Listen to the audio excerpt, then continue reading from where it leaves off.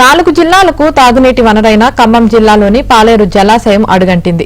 పాలేరు reservoir నీటి మట్టం పూర్తి స్థాయిలో తగ్గుముఖం పట్టడంతో తాగునీటి కష్టాలు మొదలు కానున్నాయి.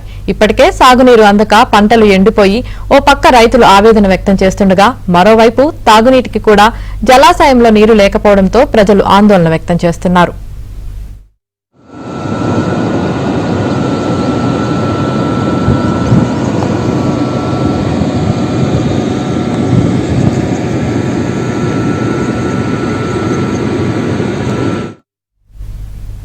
పాలేరు రిజర్వాయర్ నుంచి ఖమ్మం, మహబూబాబాద్, సూర్యాపేట, వరంగల్ జిల్లాలకు ఇక్కడి నుంచి మిషన్ భగీరథ ద్వారా తాగునీటిని అందిస్తున్నారు.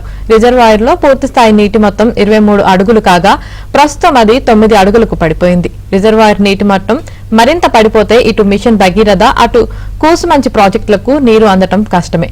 ఇప్పటికైనా అధికారులు స్పందించి సాగర్ నుంచి పాలేరు రిజర్వాయర్కు నీటిని విడుదల చేస్తేనే తాగునీటి కష్టాలు తీరుతాయి.